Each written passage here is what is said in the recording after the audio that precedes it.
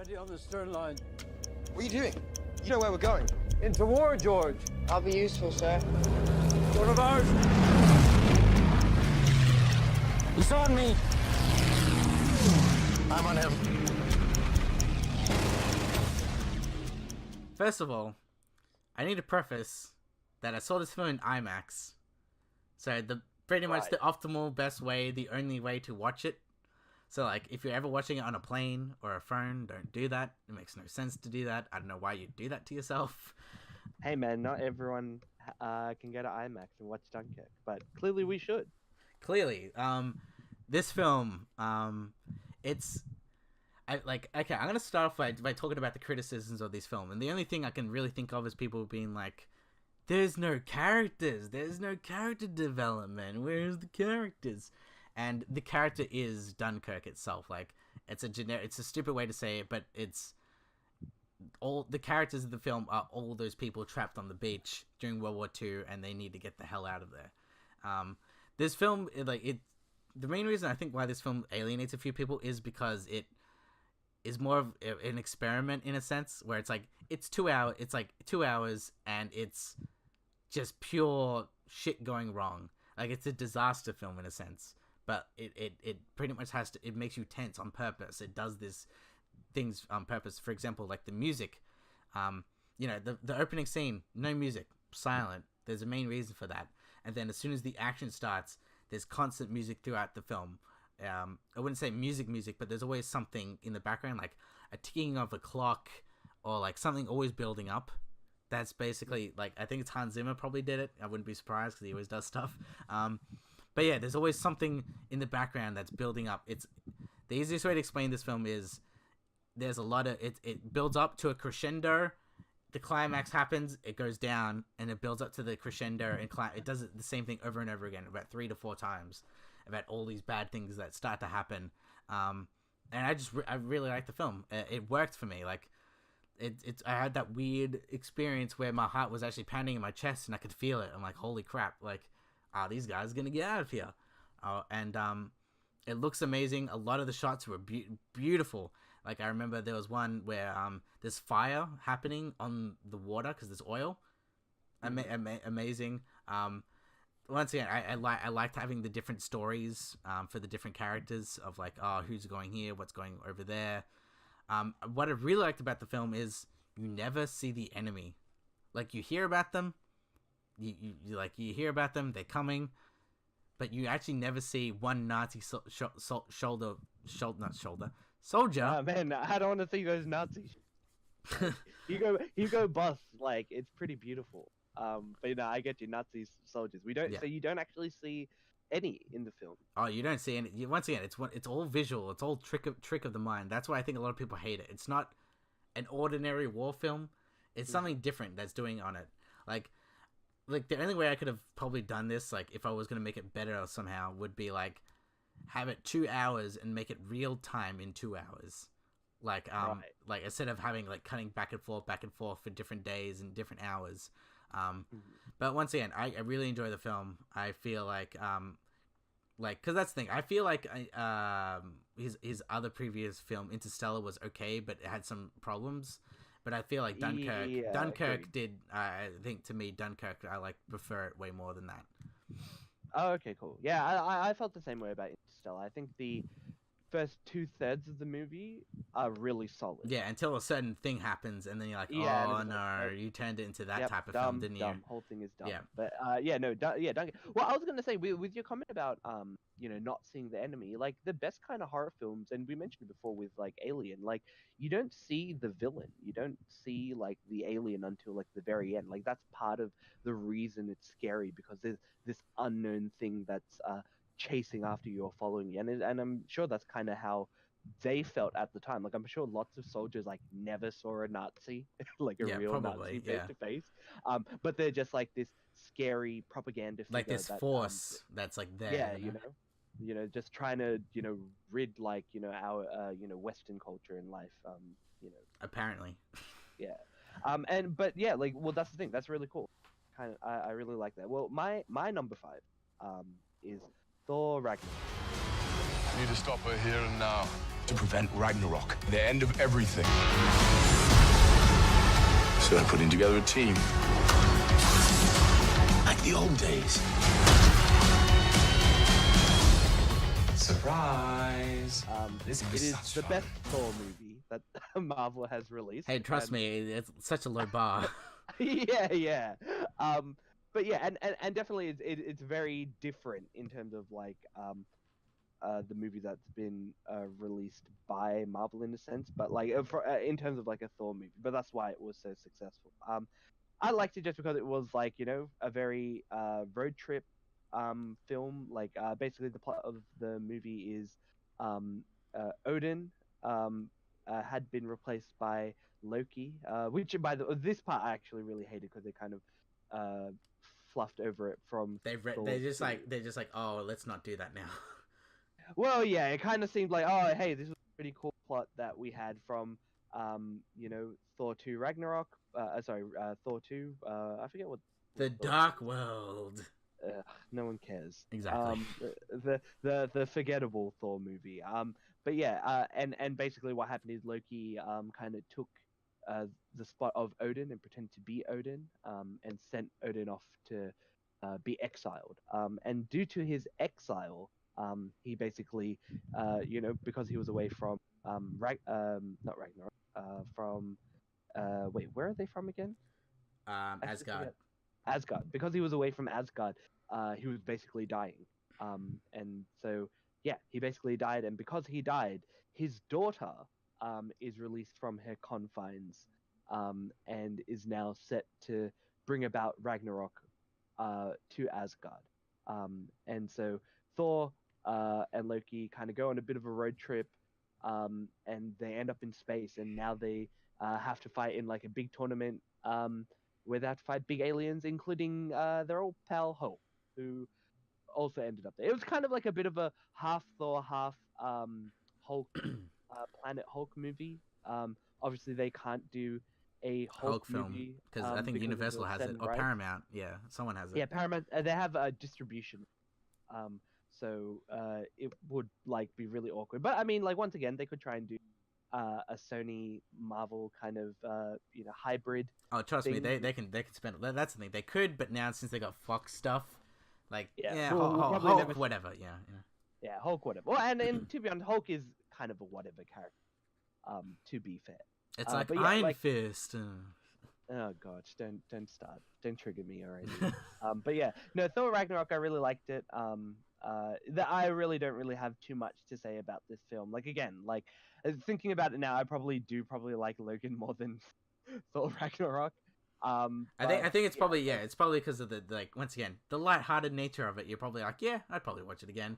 Like Logan's one of these things where it's like, man, like this is a good film, but like shit, it's like, it reminds me of like Stanley Kubrick type films, or like Schindler's List, where you're like, these films are good, but man, it's hard to stomach. Yeah, it's like I'm not going to watch it for another decade. For my heart to recover. Scarred me so much. But yeah, no, yeah, like I don't really have much to say about Thor Ragnarok other than the fact that, in terms of like, you know, we were having a discussion before about, you know, on one of the previous podcasts about what are good Marvel films, which ones are that I can say is a good film, and Thor Ragnarok is one of those good films. It's not boring. It kind of has a plot. It continues. There's consequences to some extent, and yeah, and like, you know, again, Marvel doesn't really have a lot of consequences in this film. Like at the end of this film, something big happens, and yeah, like what's gonna happen next? I'm interested in seeing. I guess you'll find out in like 3 to 4 months. Yeah, exactly. Yeah, pretty much. We can go over, like, this really quick. Like, we can go over to your number 4, which is also a movie I want to watch. But yeah. It is I, Tonya. When I was a kid, did you ever love me? I made you a champion, knowing you'd hate me for it. That's the sacrifice a mother makes. You cursed me. America. They want someone to love, but they want someone to hate. I mean, come on. What kind of friggin' person bashes in their friend's With our knee? good old Australian Margot Robbie, everyone. She worked in Neighbours. I was in Neighbours for a little bit, just saying. Yeah, but she were you an extra? I was an extra for a bit, and I did a few small things. But yeah, like she left way before I ever got in, but still. So yeah. I Tonya is the story of Tonya Harding, which like we were pretty much kids, like 1 or 2 years old when this happened, where she like that's the thing. The main story was that she hired someone to kneecap the ice skater who was her friend so she can get to the Olympics. But with this film, sorry. Yeah, but with this film, it shows like her side of the story, and it shows probably maybe the real events of what happened, because once again you take it with a grain of salt. One of the main reasons why I like these films, because it's because they always say based on a true story. There's a lot of bits where that the characters actually talk to the camera and they say this happened, this might have happened, this probably didn't happen type of thing. So they kind of like, it's an unrelatable, what is it, not the narrator one, unreliable narrator. Unreliable, yeah.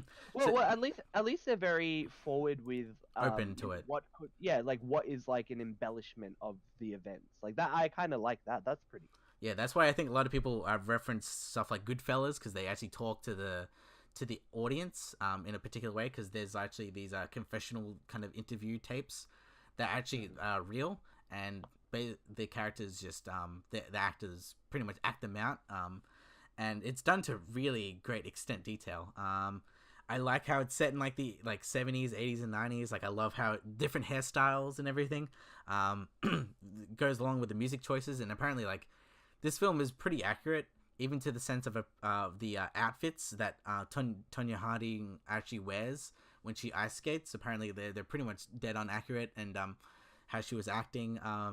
The main reason why I like this film is just it has this weird pace to it, like it has this energy to it, and I just enjoyed quite a lot of like the characters, how they were, how they interacted, and once again they're real life people, and I liked seeing this story unfold, even though I really didn't know much about it aside from the main crime of what happened. But even then, like that's barely part of the film. Like that actually happening of like that girl getting kneecapped is only maybe about 10 minutes of the film. The rest is the rest of these characters and who they are, and how Tonya Harding grew up with a very demanding mother, trailer trash type of thing. So it's kind of like a rise to fame and sorts, and she's like the only person apparently in the world, and one of the only very few still that can do a triple axel, which is I think it's like do 360 turns in midair and still land.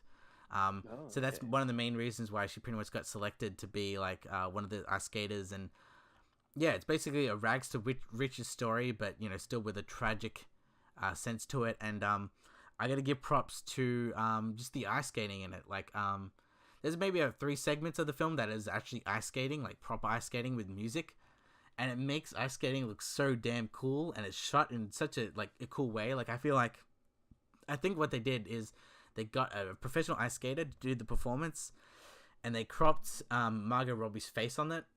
And and because it's like done in like one shot, like I'm pretty sure there's some digital imagery like trickery there, but like it made ice skating look cool, and I've never said that in my entire life. So but yeah, Tonya's really cool. You had it here first. Don's gonna be taking up ice skating. It's gonna happen pretty much. But yeah, once again, Tonya, I really enjoy the film, and I just like a lot of the just the aesthetic to it, the characters. It's a good film, and I think more people should watch it. I think it's I think it is. Hopefully, maybe Margot Robbie will get a win of some sorts. But yeah. Well, I mean, I hope so too. Like she's done a lot of, like her career has definitely gone in a very interesting direction. Like she started off with Wolf of Wall Street was her first appearance on film. And then she did Suicide Squad, unless there's something in between I'm missing. She did Focus with Will Smith, which is actually Focus. I like that film. Like I've heard bad things about that. I think the first 30 minutes of that film was amazing, but still I feel like the film's okay. Wait, what about the rest of the film? It's not as engaging. The last part, like the other parts of the film, are not as engaging, because the start of that film is her training to be this master thief, so you're very intrigued. But but the rest of it, you're just kind of whatever. But still, I still enjoy the film. And I guess from that chemistry, we eventually got Suicide Squad, and And I'm looking- now we have I, Tonya. I'm looking at the IMDb right now. I forgot she was in that Tarzan film. Oh my god. Oh, okay. Which Wait. one was that? It was The Legend of Tarzan with Alexander Skarsgård as Tarzan. Do you like once again? It's one of those films that no one remembers. I forgot about this film as well. Like, Did it do any good? I kind of feel like it didn't do good. It was directed by David Yates, the guy who did the last 4 Harry Potter films. Budget 180 million, box office 356. So probably not that good. It made its money back sort of. Yeah, it made its money back. Yeah. But whatever. Yeah. No, that's cool, man. Like, I should watch I, Tonya. I think also the film, the events of the Tonya Harding situation, like, is definitely a bit of a mystery in terms of like the American public. I don't really remember it being on the news here, but again, we were quite young when this happened, so it is pretty interesting to see a little bit more about more historical things. Because that's the thing. They play on the thing where it's like I think a lot of people kind of hate the film because it paints Tonya Harding in a way where it's like she was kind of innocent in a sense, and like the story for a very long time was like she wasn't. So I don't know. There's a lot of people being like, did she do it? Did she not do it? But like, I don't care about this stuff. I just care about the quality of the film itself, and I like and enjoy the film. So cool. On to you, Chowds. Number 4. Number 4 is Spider-Man: Homecoming. Yeah, doesn't fit me. So when's our next retreat? What, next mission? We'll call you. All right? That's not a hug. I'm just grabbing the door for you. We're not there yet. All right, kid. Good luck out there. This film. Despite this film actually not doing so well, like at least not from like a Marvel perspective, right? Like it actually did pretty good in terms of like box office. Like it cost like 175, came back with 880 million. I just think like Marvel just wants everything to just make $1 billion, so they can just be on like you would just see like the films that made $1 billion just all be Marvel films. I remember back in the day, making films to be $1 billion was pretty hard. Yeah, well, not these days, man. Like inflation, everyone, inflation. Inflation, exactly. That is partly. It actually is. It actually is. Apparently, like the highest grossing film of all time is still Gone with the Wind with $3 billion. Yeah. Including with inflation, yeah. Because once again, back in those days, a film was there for like 6 months, and that was like the only film. Yeah. But still, exactly. Well, yeah, no, it's the same thing with like my equivalent in terms of like a song would be, I think it was like Thriller by Michael Jackson was #1 for over a year. I'm not even joking. It's like, how do you even do that? Yeah, but part of the reason is like they didn't have like people releasing like 1 trillion songs and none of these SoundCloud rappers bullshit. No, well, I mean, not everybody can make it out to be a successful SoundCloud rapper like today. But yeah, like so I think that must be part of the reason. But with Spider-Man: Homecoming, it is kind of the third reboot of second reboot of the Spider-Man character. But I think they nailed it with this. I really hated Amazing Spider-Man. I hated all of those films. I hated them from the get-go. Like, before it was cool to hate them. I'm like, well, I knew they were bad, and then everyone's like, no, it's not that bad. Andrew Garfield's awesome. I'm like, nah, man. Nah, I hate Andrew Garfield. Look, okay. The one thing Andrew Garfield did good is when he was Spider-Man. When he's kind of that wisecracking guy who kind of fucks with his, opponent. Like, that's the one aspect of Spider-Man he did well. Whereas, like, it's kind of like, that's the thing that wasn't in the original Spider-Man films, like, Tobey Maguire. Tobey Maguire. He was a really good Peter Parker, like that nerdy, uni kid. Like, I believed that, and whereas now it's like we get the best of both worlds. Like, we finally have like a Spider-Man who is like a nerdy kid man with Tom Holland is a lot older than he actually is. For a second there, I thought you were gonna say Tom Hardy. I'm like, oh shit. But apparently, no. That's the thing. Tom Hardy's Venom apparently, and apparently that trailer's coming out in like 5 days or something. I don't know, but yeah. Well, I would have said Tom Hardy would have been a pretty good cast for Wolverine. I feel. Yeah, but like that boat shipped now because now it's Venom. He is probably the best shot. Exactly. Yeah. Well, Tom Holland is 21, so he is a boy man. right? Yeah, he is boy man does whatever a boy man can. But he plays a 15-year-old in this film as Peter Parker. It doesn't do the classic my Uncle died, Ben. my Uncle Ben thing, but there's a little bit of a hint towards it. Like everybody's retroactively getting younger. There's a bit of a joke that we'll eventually see Aunt May as a teen and Peter will be like a little baby in the third reboot. So I don't know. I look forward to our future Spider-Man reboot. But with Homecoming, I think is a great combination of having Peter kind of deal with being a teenager, but then also being Spider-Man, and kind of like sparing out from Civil War, which is our first introduction of Tom Holland's Spider-Man. And he has to deal with being a kid, and then also having to go to prom. Like that's a pretty stereotype thing if I've ever seen it. But we also have a great villain in this film as well. To be honest, that's the main reason why I only like this film. Like, it's because Michael Keaton's a goddamn badass, and like he deserves more roles. But yeah, he is an amazing villain. Like the way he's written, first of all, like you give sympathy for him because once again, everyone's he's just he's just a normal guy. He's just trying to get the situation going, and he just does a few questionable things to get there. Well, I mean, in his situation, like the reason why he's so kind of sympathetic is because his story is simple. He's just trying to make money. The man stopped him from making money, and now he has to kind of go into more illegal practices to do so. It's far more. It's a far cry from something more generic like, oh, I just want to destroy the world. He's just like, no, I don't care about ruling the world. I just want to make money so I can feed my family and give him a good life.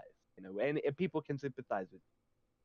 The thing I do also kind of find really funny is like we've gone from Michael Keaton being Batman to him being a Birdman, which was a parody of being Batman, to now actually being a Birdman as the Vulture. I kind of find that particular kind of cycle very ironic. How'd you do that, Michael Keaton? How'd you do that? Oh well, if anyone can pull it off, it's Michael Keaton, right? Mm-hmm.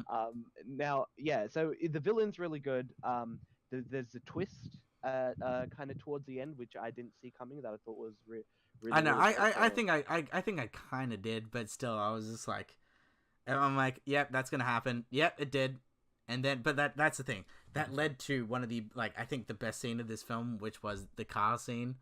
Like, I don't want to spoil, but yeah, the car scene. Again, it's a very similar scene to what we were talking about earlier, with I think was it Inglourious Bastards, right? Yeah. It's just like people who are hostile somewhere, but they have to act natural. Yeah, and it's really great. And again, like it just goes to show that like he isn't like just a generic villain. He doesn't really care about like what's going on. He's just trying to do what's best for him. He doesn't care what's happening in Peter Parker's life. He just wants Peter Parker or Spider-Man to get out of his life. Yeah. And I think like that's what made Spider-Man Homecoming a good film for me, was the fact that it just hit all the right notes for it being just like a hero's journey film. It's Peter trying to be a hero. He gets a little bit more of an inflated ego about it. Something's happened to him. His master, which is Tony Stark, is like, nah, you screwed up, and then he basically has to redeem himself. Yeah. And I think it kind of hit all those kind of nails on the head, and it was just a very entertaining film. And I want more films like this film from Marvel, right? Like more things that have consequences, more films that are well acted, well executed, and none of this kind of boring. Hey, we just have to fight a big bad guy. We'll see with Infinity War. They're kind of setting it out. That basically is one big generic CGI bad guy thing.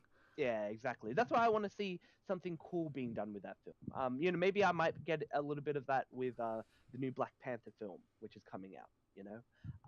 But yeah, we'll move on to, I guess. That's the thing. 3. Yeah, well, that's it. Yeah, we've already done. Yeah, my number 3 is Baby Driver. And then Chowder's is Wonder Woman.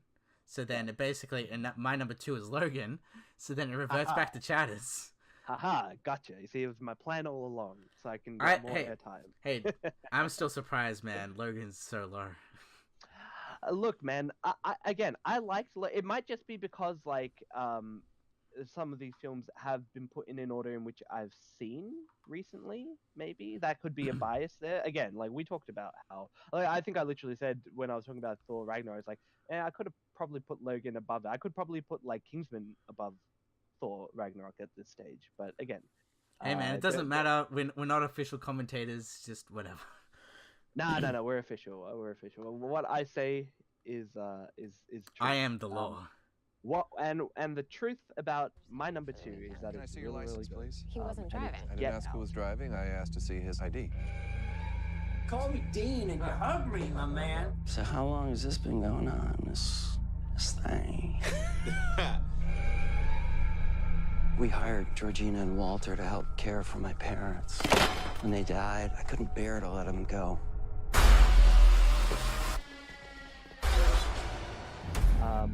You should get out of this podcast. Yeah, I mean, I probably should and go watch this movie again because it definitely is a film that I think gets better if you give it a second watch. I've only watched it once, but the more I thought about this film, the better it was. Now, Get Out is a horror film by Jordan Peele.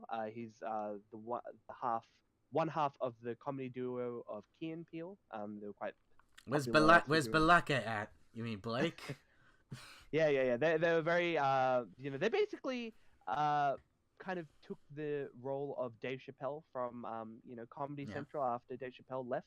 And they took on doing skits and doing really good good quality comedy skits. And this is his first attempt at doing a film that. Well, that's it. Is it his first film? Because who directed? They did a movie. It was called Keanu. It's about the cat.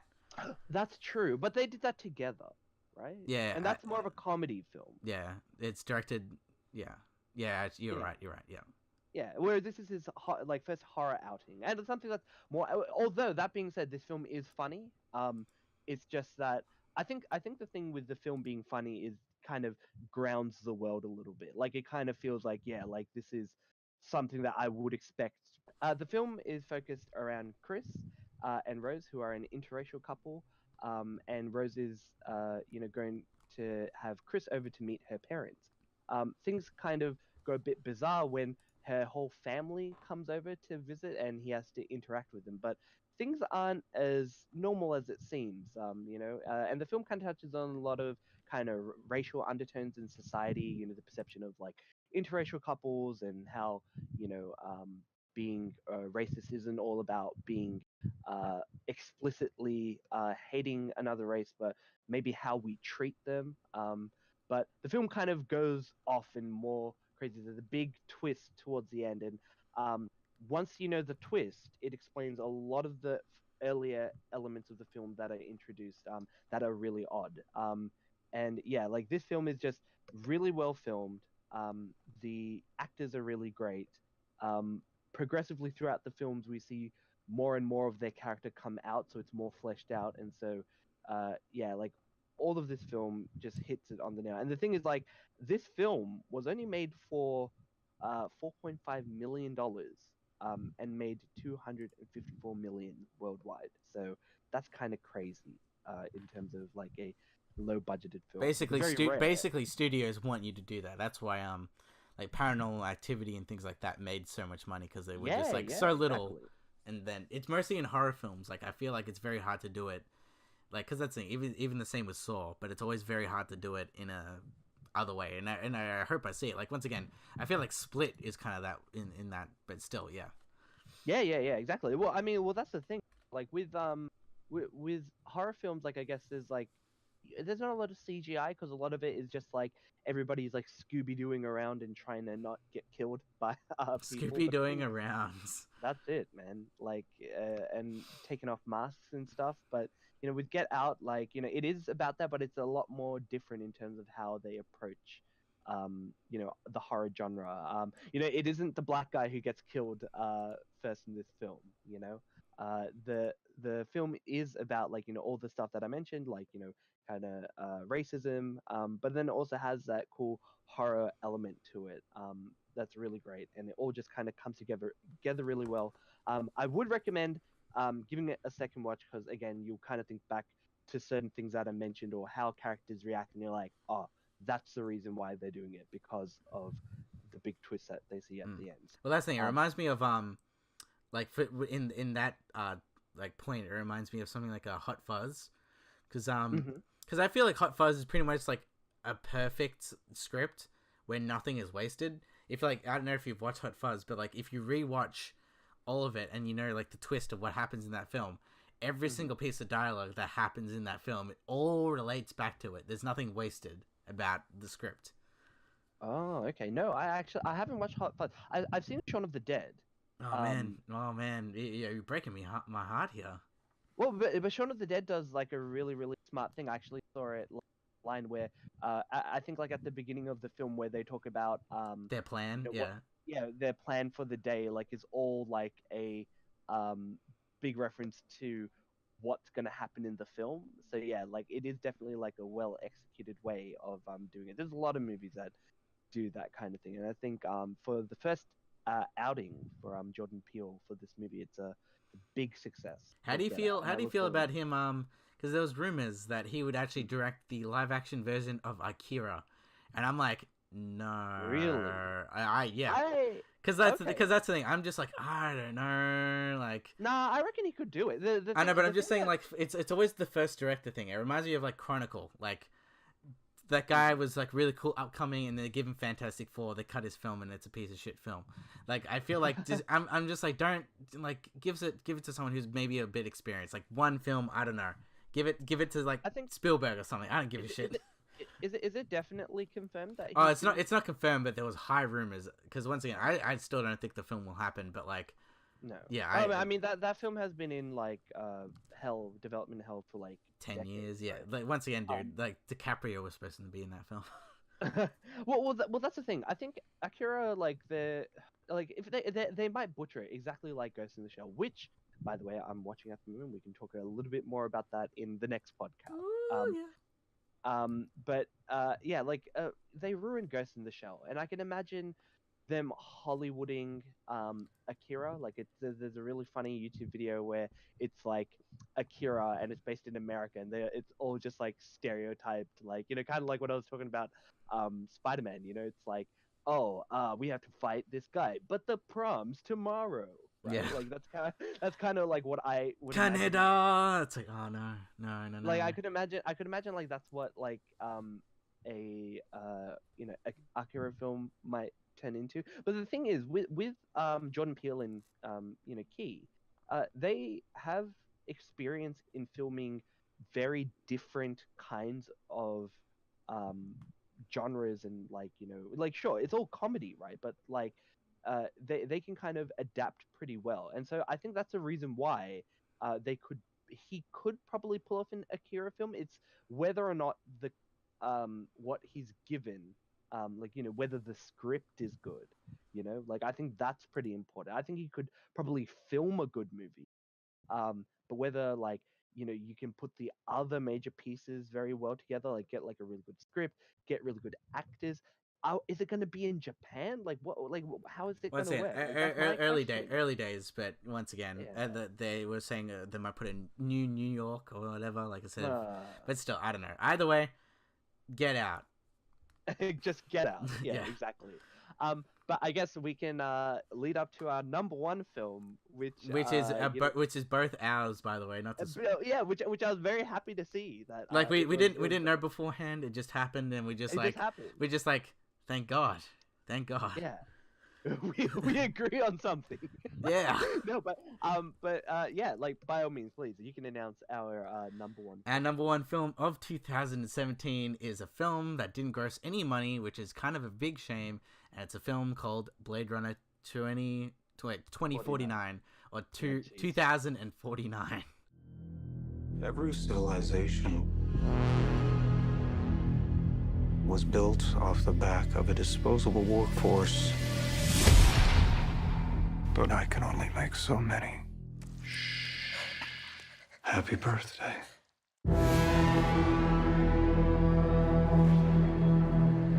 order to things. That's what we do here. We keep order. Which is actually not that far away if you really think about it. Hey, look, it's far enough away that we can kind of, not worry about it and still think it's futuristic. Blade Runner. It's a great film. I actually watched the original Blade Runner the night before to get me hyped up for this movie. Oh, that's probably the most optimal, best way to do it. Yeah, because everything's fresh in your mind. Because once again, like, you think that like Harrison Ford's character of Deckard is like, oh yeah, this might not be like he'll be in it for a little bit or whatever, but like his character is relatively central to the damn plot and what happens with the central like with Sean Young's character. I forgot the actual girl's name, but yeah, you know what I mean. Yeah, I know what you're saying. Yeah, like, well, that's the thing. Like with the movie, like I and this might be a controversial thing to say. I like this film more than the original Blade Runner. But I will preface this by saying that Blade Runner, it's like a bit of a Seinfeld effect, right? And with Blade Runner, the original Blade Runner, it's the first like film to kind of set the tone for the cyberpunk genre. Like any film that you see afterwards is basically an homage to Blade Runner. Yeah, right? Blade Runner changed a lot. Like even like visual stuff of like advertisements on the screens and like big billboard thing. And I'm glad that this, like, for example, this movie continues that trend as well and does it in such a beautiful way, right? Yeah, exactly. Like, I mean, look, the original Blade Runner inspired like Ghost in the Shell, which inspired The Matrix, which in and of itself inspired a lot of action films with the way modern films take into account. And the thing is, like, and the thing with Blade Runner 2049, like, I think, like, some people might find the original Blade Runner like boring because, like, like it's kind of slow paced. It's kind of like it's got the title Blade in it. It must be freaking action heavy and like, look at it, like Deckard's holding a gun, but it's like, no, this is not what you think it is. Yeah, like it explores a little bit more about like what the world is like. There's a lot of like wide pan shots about how, like, the world looks like now, like this heavily industrialized, heavily populated world. That's kind of on the brink of destruction, right? I feel no, that's the thing. I think it already has destructed, and they're basically rebuilding. Well, in a sense, it's kind of just in the first film. Oh, not in the first film. I mean, in the new one, yeah. Oh, in the new one. Well, I think the world is better in the second film than it was the first, because in the first film it's kind of explained that Blade Runners, bit of a spoiler, guys, are essentially agents who hunt replicants. It's very complex. Like, I never really got like the reason why they were called Blade Runners. Like, it didn't really make. It just sounds cool. Okay, sense. Just go with it. It just sounds cool. Wait, yeah, it's that bit of what's it called? The ice skating film was like with Will Ferrell. It was like, what does that mean? I don't know what it means. Nobody knows what it means. It sounds cool or something like that. Yeah. Sure. And yeah, and it's the same thing. And so the film is kind of, it answers a long running question with whether or not Deckard, who is played by Harrison Ford, whether or not he was a replicant. It's not very obvious in the film that this is the case, but with the final editing of the director's cut of the original Blade Runner, it's kind of a little bit more explicit. But with Blade Runner 2049, they kind of explicitly says, yes, he is a replicant. And basically the film is about our new replicant, played by Ryan Gosling, as K. It's like K. We kind of see his job as trying to hunt down Deckard and to find what is essentially supposed to be the child of a replicant, right? It's the only one of its kind, where it's half replicant, half human. Well, no. It's not half human. It's essentially supposed to be a replicant born from a human and a replicant. No. It's just replicants being born from other replicants. Like, the big thing about replicants is that they're supposed to have a limited lifespan, so they can't really rebel. Like, the whole basis of the first film is that all these replicants are kind of going crazy because they're like running out of time, because they technically have inbuilt timers to which they expire. And so that's the reason why It's the they push kind for of, more time. yeah, to push for more time. And like it's kind of the thing. It's like they're AI, they're robots, but they want to live. And so they're trying to figure out how to do that. And so the job of Decker was to put them down. But it's eventually shown that Decker is a replicant, and the whole goal of the first film was him to get together with the other replicant whose name I've forgotten, but is the main love interest. Oh, Rachel, yeah. Rachel. And so they have a child together, right? And this child is like basically the first evidence of replicants being able to have kids and basically become a threat to humanity, because now they can just make more of themselves without The restrictions that Jared Leto has. Yeah, exactly. Jared Leto, very very cool cool character. Once again, he does method acting. You might not like his Joker, but like he does what he needs to do. I think the only thing negative that people probably push with this film is like there's no real conclusion, I guess, or it just ends in a certain point, which is kind of true. But once again, I feel like the story was never about about Jared Leto's character or certain things. It was about Kay, who's played by Ryan Gosling, figuring what's happening with this plot, and basically the film ends with Ryan Gosling basically in his character. Yeah. And basically it feels like he was just a pawn in the rest of the whole world, and there's so much bigger things happening more than him. Well, I think that's the thing. Like, if people want the world to be established more, like, watch this film. Like, that's the thing. Like, this film is pretty great in terms of like. People say it's better than people like better than the original, or like once again, I'm in that. I'm surprised. Like this is a task that was like near impossible. Like, this shouldn't have happened. Like, oh yeah, man, we're gonna reboot this thing, or like do a sequel to a very beloved thing that could be very like standalone, and then somehow Denis Villeneuve, he's French, I don't know, it's hard to pronounce, but he's one of my favorite directors. He did Arrival and he did Sicario. Okay. So yeah, he basically did the task and somehow made a film that matches the original. It does it so well. Like the once again, cinematography nerd here. My God, this film is so goddamn beautiful. The bit where they go to like the desert Vegas and you see like the beautiful like the big women there, or like just the opening shots where it's like this farm that was beautiful. There's everything that was so beautiful in this damn film. Like even the normal random shots, like there's so much attention to detail to it. My favorite is there's this big AI character who's kind of purple. You see her in the trailers all the time. Her name's Joy. And there's the huge version of her, and she's talking to Ryan Gosling's character, and that looks so beautiful. It's amazing. And yeah, there's like, once again, I like it. Once again, it does the perfect thing of show don't tell in the film, where especially with Ryan Gosling and his love romance, who is Joy, who is actually a AI, something like the movie Her and things like that. And I like their whole side story as well. Yeah, but it's all very tragic, right? Like the entire film is just, Kay. Oh yeah, if you're depressed, do not watch this film. Yeah, well, the thing is, it's like because essentially Kay, he's hated by everyone in the department because they all know that he's replicant. He's a replicant hunting his own kind, which in and of itself is a very cool concept. Yeah, exactly.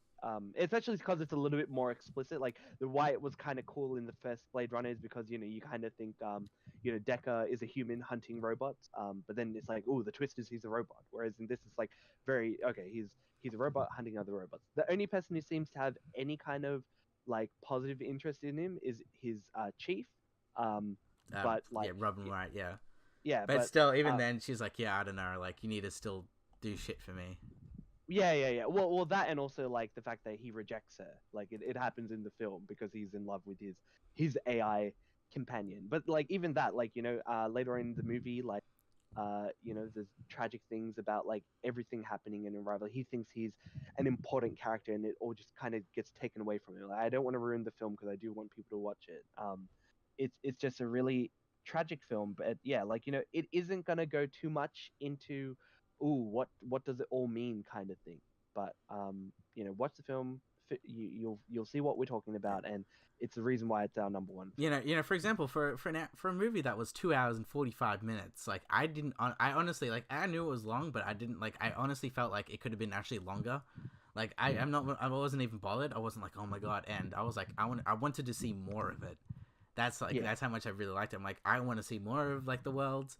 I want to see more of, I think when they go to like Los Angeles, and it's like this junk town basically filled with these people trying to find junk. I liked how like even like there's like one scene where it's like there's a weird sex scene going on, but it's like visually impressive. I'm like, this is cool. Like, this is cool. It does so many amazing things and cool concepts that I just adore this film. So please, like, just buy it on Blu-ray. So then, it gets, so the studios are like, there's interest in Blade Runner, instead of it just being like, this film made no money. It's so weird because, like, to me, I feel like Logan and Blade Runner, which are my number 1 and number 2, are pretty much very similar. They're very, like, they're hard, like, R-rated, mature things that are beautiful, and the director and the people who wrote these films got to do whatever they needed to do. And like basically the studios took a risk. So Logan was the good risk, where they made all the money. They made all the money. They're both critically acclaimed, but one made the money, and Blade Runner did not make the money. But that's what I'm saying. Like, you support films like these because we need more films like these. And that's our top 10. So yeah, that's pretty much it. I was gonna rattle off some films that actually did come out in 2017, which I thought weren't that bad. Go ahead. Block and Cell Block 99. I really like that film. I'll probably talk about it next time. John Wick 2. I really enjoyed the sequel. That was okay. Yeah, it was a good film. I haven't seen either of the John Wick. I think they're definitely up your alley. Yeah, it definitely seems like, especially like we need more films with Keanu in it. Yeah, come on, man. He's all depressed everywhere. You need to give him something. Alien Covenant, yeah, you talked about. I really like that one. Free Fire, which is a film where it's all one big action gun set piece, which is really cool. I actually liked Kong Skull Island. I thought it was a pretty solid film. Okay. Yeah. Let's see. Would you say it's better than the Peter Jackson King Kong? Yes. Well, they're very different. They're very different in style. Like, Kong Skull Island is like the fun action, like, let's just do this, but it's actually really good. Okay. And American Made with Tom Cruise. I thought that was really good film. And a film that like somehow like I liked and enjoyed and actually is better than people think it is Power Rangers. I'll have to disagree with. Oh man, I enjoyed myself with Power Rangers. It knows what it is. It's like the TV show, so I'm like, fine. No, it's not like the TV show at all. It's one big Krispy Kreme ad. Oh yeah, that whole thing. I forgot that happened. The whole thing is one big Krispy Kreme ad. How is it not one big Krispy Kreme ad? I'm still salty about Power Rangers. I'm glad. How did it do actually? Did it do well? No. Like that's it. There was supposed to be like 5 Power Ranger films already. Like I'm looking at now. Budget 100 million, box office 142. So it's like the only good redeeming parts of that film is I like the actor who plays the Blue Power Ranger. He's really great in that. You're very specific, the Blue Power Ranger guy. Well, yeah, because he's was he like, the nerdy one? He was the nerdy one. Yeah, he's the nerdy one. He's the nerdy one who he's got like a bit of like a eccentric element to him because I believe he's got autism in the film. See, I think you remember this film more than me. Like I just remember liking the only thing I really liked about the film was the dynamics of all the characters, because I like them meeting up and stuff like that and not being friends and then they become friends. But that's the main reason why I like the film. Yeah, look, just watch my thing is read the Mighty Morphin Power Ranger comics because they're actually really good. They got released in 2015 and they're still ongoing. Really, really good. Watch that. Read that. Read more comics. Yeah, do that. So yeah, that's it for that. So hopefully we'll be back for next week and we'll be talking about just normal stuff. So until then, we'll talk to you later. So see ya. Gotcha.